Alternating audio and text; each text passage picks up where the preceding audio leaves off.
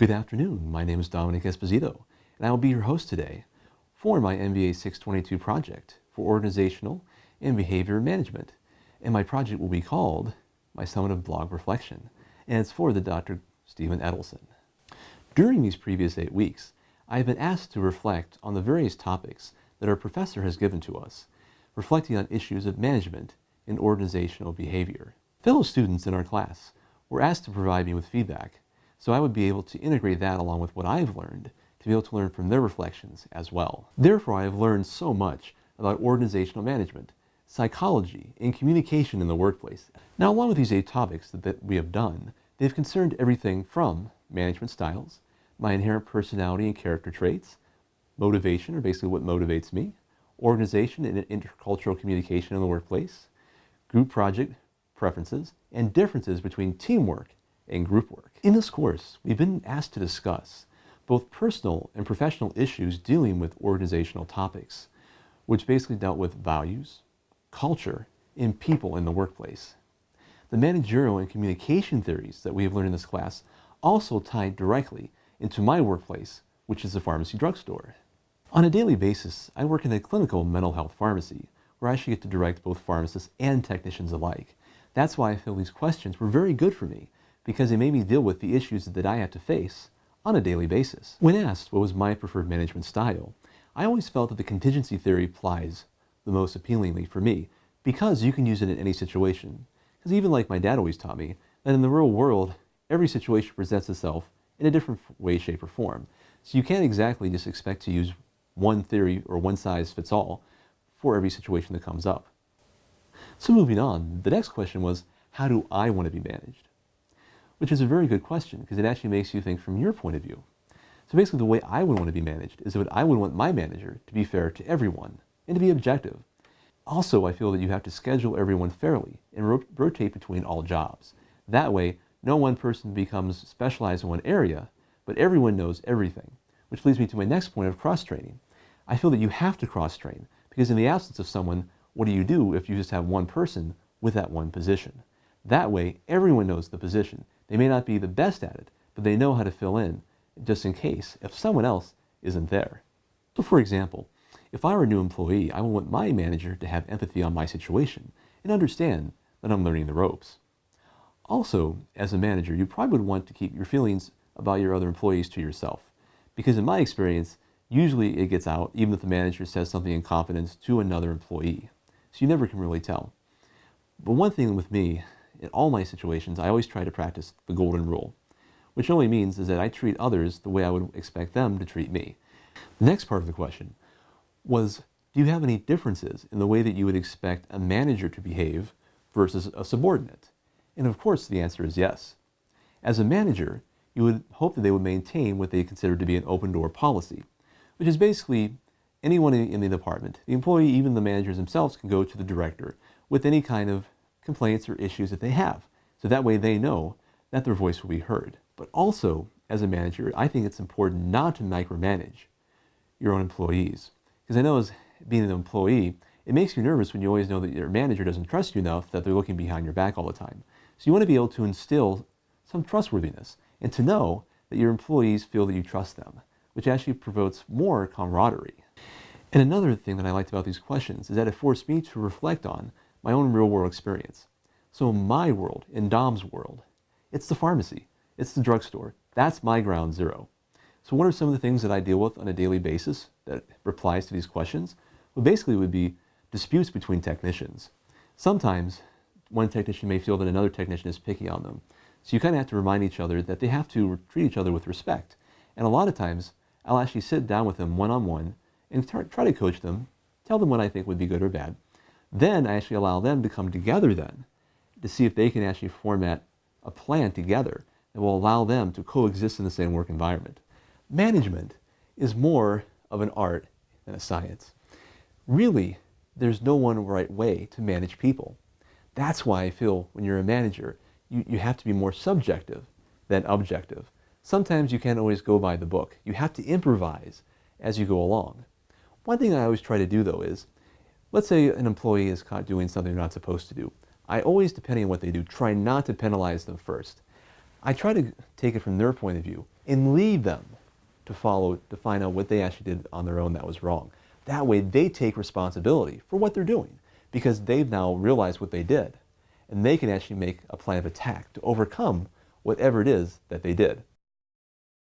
The next question, which really made me introspect on myself, which was basically we took the Big 5 personality test. So it revealed some things that I was trying to deny. So I like how it actually made me kind of fess up to who I am and what I can do to actually become better as a manager. So one of the first 5 dimensions was that how we were open to experience. This is where I kind of disagreed with the test because it said that I wasn't very open to new experiences. But I feel I am, because that's why I like being a pharmacist. Every day is a new experience with customers and new drugs. But also, it said in conscientiousness was that I'm almost like in between being organized and disorganized. So I have a little bit of both. So I could still say I'm a little organized, but I think I can do that a little bit better. Another thing was that the test revealed that I was very agreeable and very amicable, which I can see I'm very agreeable with people.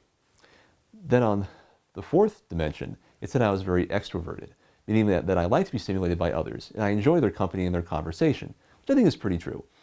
And then with neuroticism, like I said, I'm very anxious and sensitive to things. But that's one thing I could probably work on, so. Now on to our next question, which was, did we have any type of managerial misperceptions? One time, I didn't actually stick up for the director when the staff pharmacist who was on duty told me to do something that contradicted what my pharmacy director and policies had told me to do. And at the time, I was an intern, and I was afraid of looking incompetent. So of course, I didn't want to say anything. Plus I was unsure of myself, so I just went along with what the staff pharmacist had told me to do.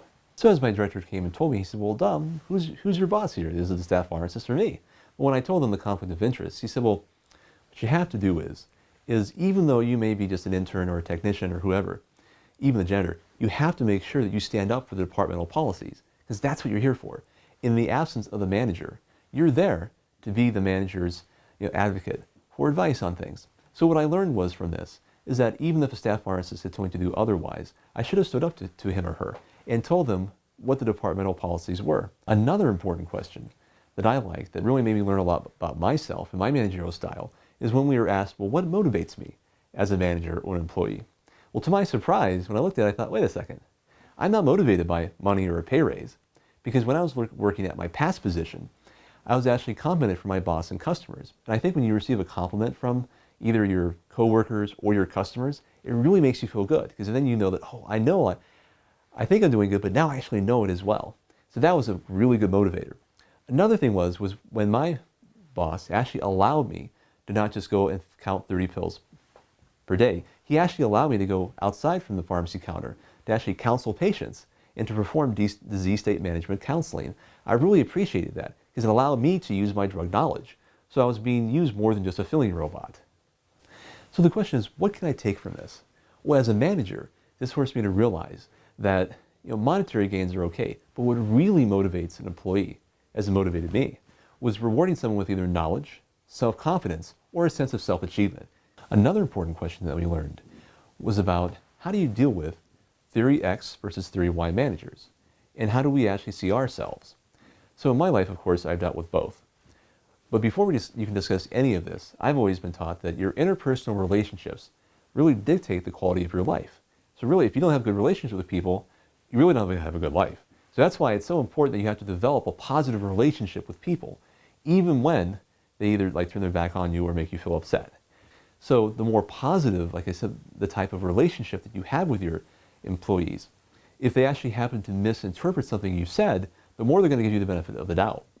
And that happens used with more theory Y type of managers. If you're a theory X manager and you're more authoritarian and your employees don't have such a good rapport with you, if they actually misinterpret your message, psychologically speaking, they're going to automatically associate something negative with that, even if you didn't mean it to be that way.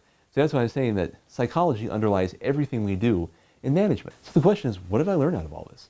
Well, what I learned is I want to be both a theory X and a theory Y manager. Although I'd prefer to be more theory Y, there are some times that you have to use the theory X. Because, of course, you want it to be able to instill leadership and loyalty in your employees because you're a theory Y manager, because they know that you trust them. You don't have to micromanage them. On the other hand, though, like I said, you don't want to be their buddy-buddy, and you do have to give commands sometimes. So you do have to be a little bit of theory X as well. That's why I say even with the contingency theory, that there isn't any one perfect way of doing everything at one point in time, because it's not life. Life is imperfect. But the one perfect thing I always try to strive for is that I think your actions speak louder than your words. Words deceive, actions don't. If people know that they can match your actions up to your words, then they trust you, because they know that you've developed a rapport with them and you know that you mean what you say. So there's another thing that we have to not ignore, is that the immense global activity that's now occurring and trickling into the American economy. So one of the things we had to discuss was, how do we deal with intercultural communication? Well, my answer to that is that basically you use the same tenets of good communication. But since you're dealing with someone from an international culture, you actually have to show them some empathy. Because usually, if the person that you're trying to deal with has an open mind, and you're open to them as well, that'll feed off each other. And people will understand what you're trying to say, and they'll actually give you a second chance with them, because they know that you're having probably just as much of a hard time trying to talk to them as they are trying to communicate with you. So, I mean, it goes both ways. But then one thing you have to deal, though, is that even if they do have a custom that might be different against your cultures and values, you can't show that to them. You have to remain open. And after a while, you'll learn how to respect their differing customs and values. So with different people from different cultures, once they realize that you're communicating with them, they'll be more open to you. One thing I found out, though, that the more you speak with them in their own language, or at least you try to actually find out more about their culture, they'll appreciate that. And then they'll open up more to you. I think that from a managerial perspective, what do I take from this? Is that you have to be open to new cultures. I mean, I don't care who you are, I'd say in the next 15 or 20 years, you're probably going to have someone from India or Pakistan or even from the Middle East in your department. So you have to be sensitive to that. Because as I said before, when you're a manager, when you work, it's almost your work becomes your work family. So in order to have a good functioning family, you have to make sure that everyone feels that they're accepted. Now, one of the most challenging questions that I had to add for this semester was probably when we had to deal with groups versus individual projects. I'm more of a group person, so I like working in groups, just because I always feel that when you have a group, you have a free-flowing exchange of ideas, because there's something that someone else will think that I didn't think of, and vice versa. There's probably something that I'll think that they didn't think of. So I think when you're in a group, you actually gain a synergistic perspective on stuff. Of all the questions, this is probably what taught me the most, is how to actually deal with being in a group. The question was, what's the difference between teamwork and group work? Well, of course, not to rehash all that out. But I felt our group project for this class was a great example of what a group was versus a team. I mean, in one word, like I said in my report, is that teamwork is one word, whereas group work is two words in the English language. So you can kind of say that symbolizes what teamwork versus group work is all about. In a team, you kind of help each other out. You're accountable to everyone, and you actually work towards one goal. Whereas a group could be any body of people. You may be working towards one goal, but not everyone can be the leader. Basically, your work speaks for itself. When you do a project, you can tell if it's just like basically a patchwork of things just put together, or if it's something that really is united and has, like I said before, a united impression of unity. To sum up my presentation this afternoon, we've talked about management styles, my personality traits, management misperceptions that I've learned to correct, what actually motivates me to become a good worker and how to motivate others, also different types of managerial theories, such as type X versus type Y. I've also learned how to be a good intercultural communicator as well, and also whether I prefer group or individual projects, and then also how to actually motivate and to achieve greatness in group work. So we've covered a wide variety of topics in managerial organizational behavior and communication.